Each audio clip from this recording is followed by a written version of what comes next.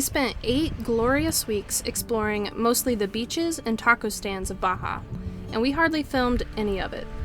Instead, we laid in the sunshine, spotted whales and Mobius rays off the coast, swam in the refreshingly cool water, and simply did our best to soak up these moments of rest and relaxation.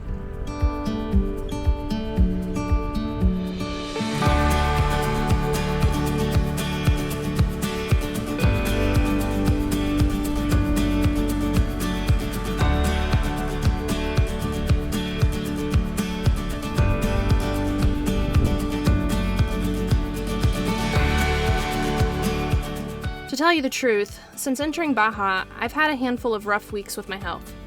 On several days, I could hardly even stand up without feeling like I was going to pass out. But even on the roughest of days, there was still plenty to smile about and be grateful for while camping on Baja's beautiful beaches.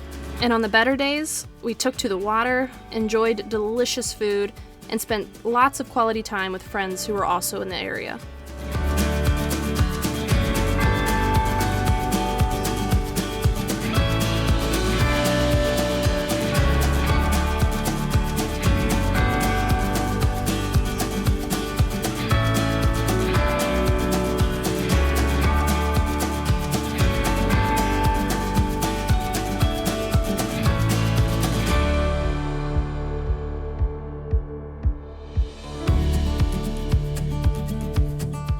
Spotting this mama and baby whale playfully splashing and nuzzling each other was an incredible moment. Mike operated the drone while I just sat there gawking in amazement.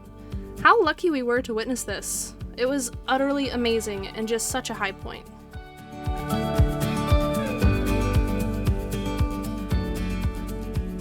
Unfortunately though, the events of the day took a hard U-turn.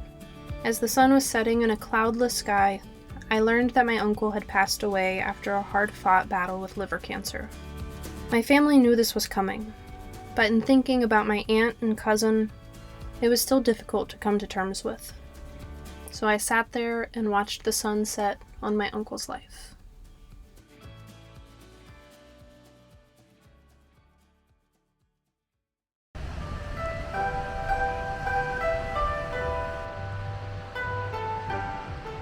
We originally had plans to meet up with many of our friends at Escapar a la Baja, which is a major van life and overlanding event. But we decided this was as good a time as any for me to fly home and just be with my family for a little while. So I hopped on a plane to Ohio, and Mike made his way to the event, traveling solo for the first time in the rig. Hey, Granger and Walker were still there. Well, yeah, but I meant as a solo human, obviously. Well, okay then. Escapar was cool. There were a ton of people there. I got to hang out with some of our friends and meet some new people too. We did a beach cleanup, learned about the conservation in the area, and Granger's highlight of the event was definitely playing on the beach with another griffin named Merv.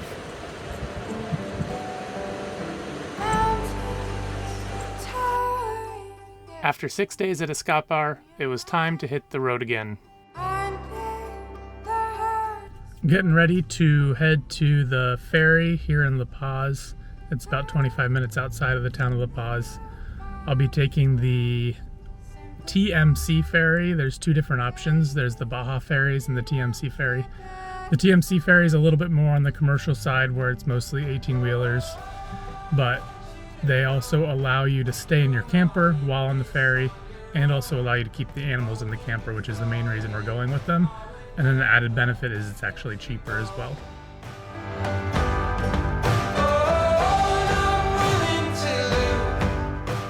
Getting through customs was pretty straightforward. We just pulled in.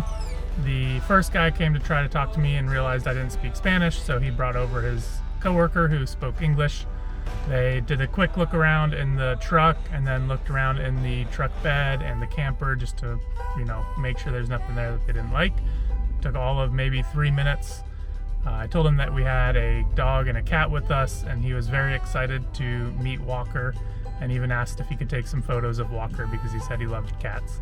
So overall, very straightforward process so far. Next up is walking into the TMC office to actually pay for our ticket. Okay, I got my ticket. It was pretty straightforward. Just had to walk in the office, give them that little piece of paper that had our weight and length for the truck, and also just told them my last name. They confirmed I had a reservation, and then, probably 2 minutes later, she asked for my credit card, and that was it.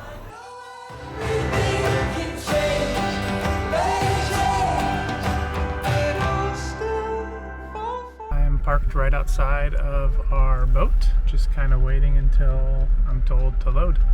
I had to kind of pass a bunch of different semi-trucks that were lined up. I wasn't quite sure if I was doing the right thing, but thankfully I was supposed to come down here and park alongside all the other smaller trucks, vans, and everything else.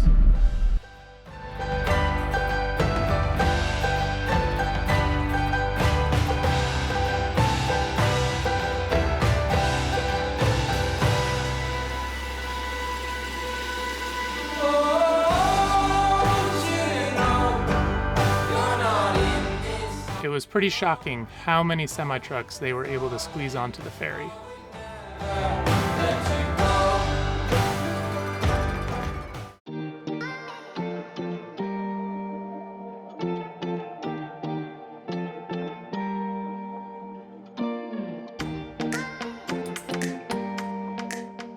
They sure make sure there's no wasted space on this boat.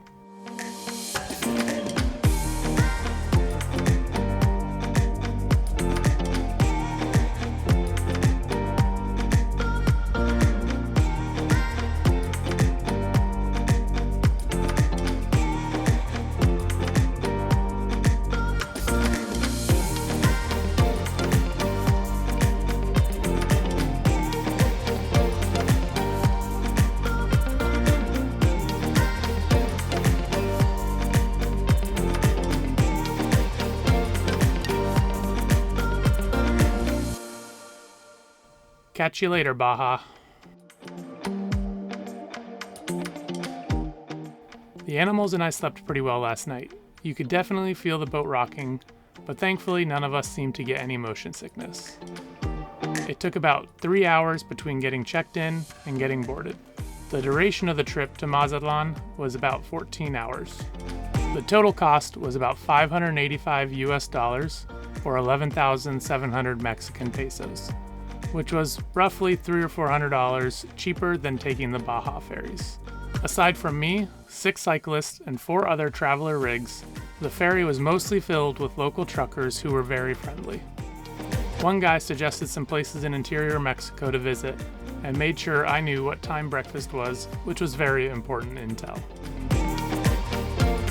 Eggs, beans, some kind of meat, and tortillas. It was simple but tasty. Dinner the night before was pretty much the same thing, but with rice instead of eggs. These guys were really funny. They thought it was crazy how high I was able to put the GoPro and tried jumping up to touch it. These are the moments when I really wish my Spanish was a lot better.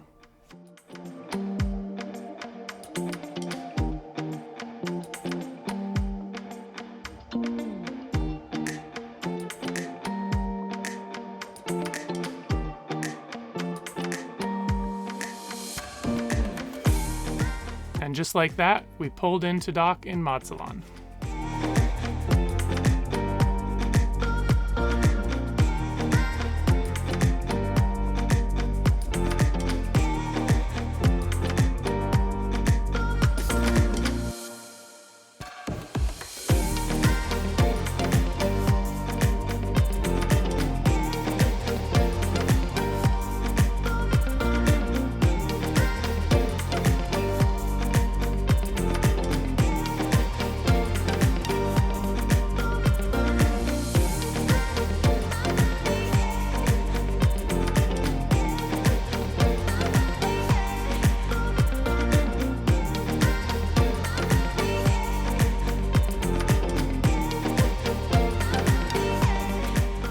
First priority after getting off the boat, pit stop for Granger.